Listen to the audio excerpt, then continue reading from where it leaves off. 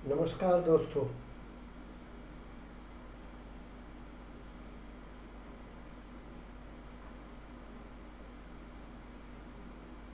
दोस्तों, मेरा ये मानना है कि आपकी आस्था ही आपको ईश्वर के करीब लाती है। और जब आपकी आस्था पूरी तरह ईश्वर में रम जाती है तो धीरे धीरे ईश्वर आपके अंदर घटित होने लगता है और आपको एक अजीब से आनंद की अनुभूति होने लगती है। सच्चाई में देखा जाए तो आपका जीवन पूरा का पूरा एक अजीब से आनंद की यात्रा बन जाता है। मेरा तो यहाँ तक मानना है दोस्तों कि आपके जीवन में जो कुछ भी अच्छा होता है, जो कुछ भी आपका जीवन सुखमय प्रतीत होता है, जो भी घटना सुख का आभास देती है, जो भी आपके जीवन में सुख आता है, वो सब ईश्वर की देन है, वो सब ईश्वर की कृपा होती है। और जो भी दुख आपके जीवन में आता है, जितनी भी गलत चीज़ें आपके जीवन में होती हैं, वो सब आपकी होशियारी से। आप जब ज़्यादा होशियारी दिखाते हैं, आप सोचते हैं कि आप तो बड़े विद्वान हैं, और उस विद्वानतावश जो भी आप डिसीजन लेते हैं वो ज़्यादा करके, आप पलट के देखिएगा अपने जीवन में, वो ज़्यादा करके गलत होते हैं। ईश्वर ने आपके लिए जीवन में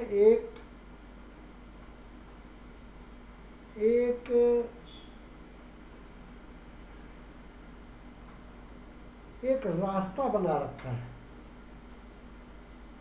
और आपके लिए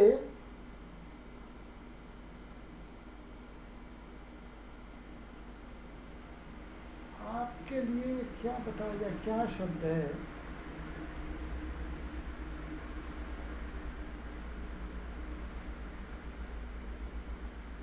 आपके ईश्वर ने आपके लिए जो खुशियां हैं ना, वो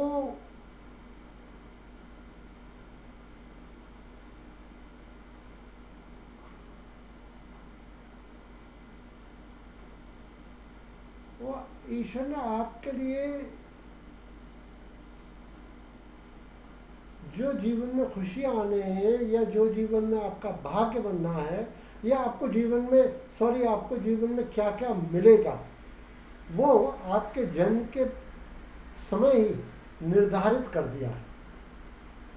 और ध्यान रखिए, आपको जो आपके लिए ईश्वर ने निर्धारित किया है उससे ज़्यादा कभी नहीं मिलेगा।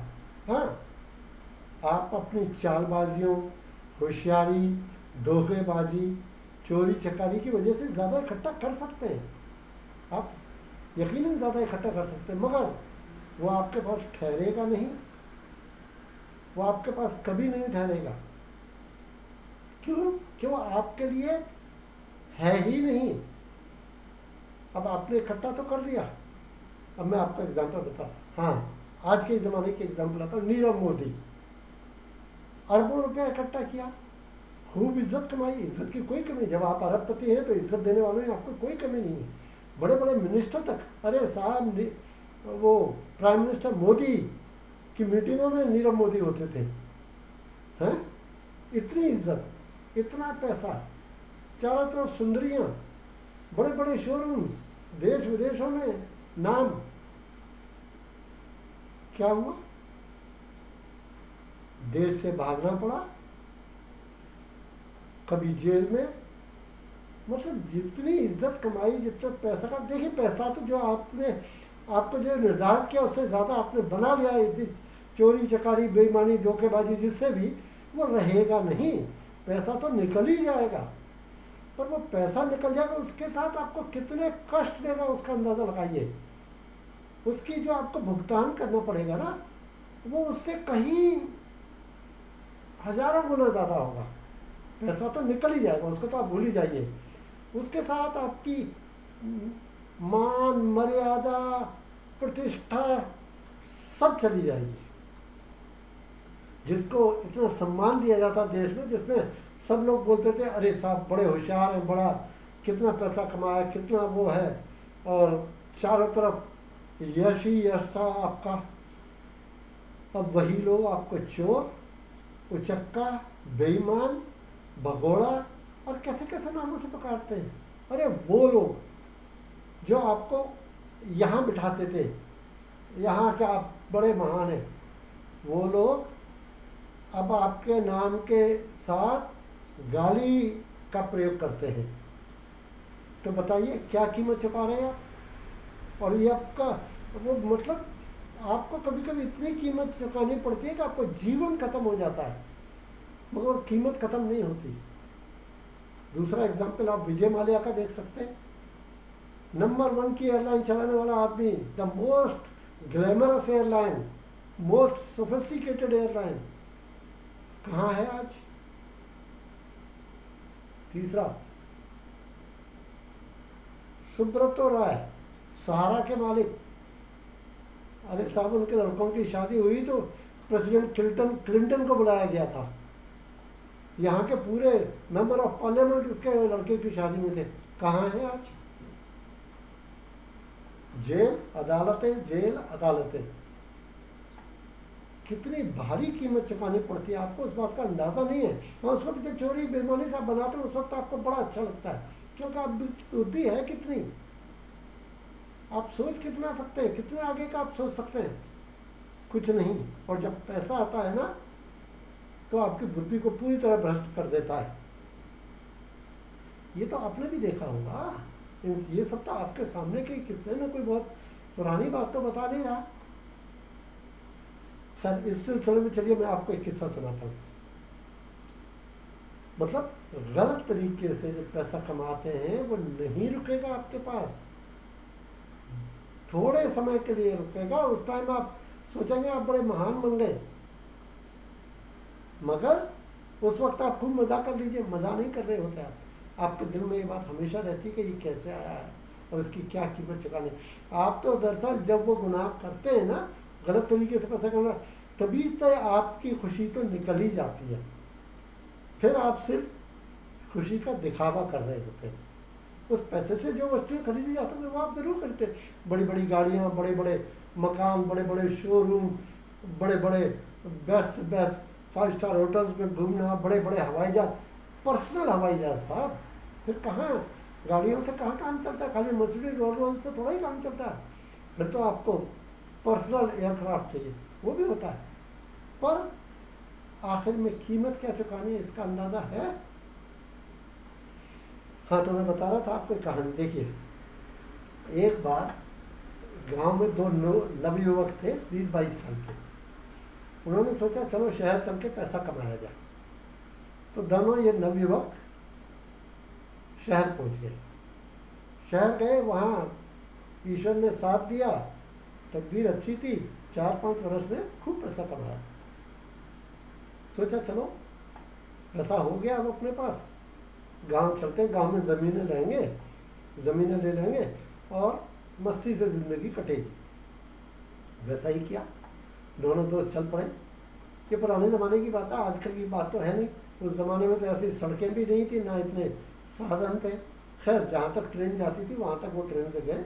उसके बाद उनके गांव का कुछ 50 किलोमीटर का रास्ता था, तो उनको पैदल तय करना था। चलने लगे, रास्ते में रात हो गई। तो उन्होंने डिसाइड किया कहीं रात को विश्राम किया जाए, दूसरे दिन सुबह निकलेंगे, दोपहर शाम तक पहुंच जाएंगे।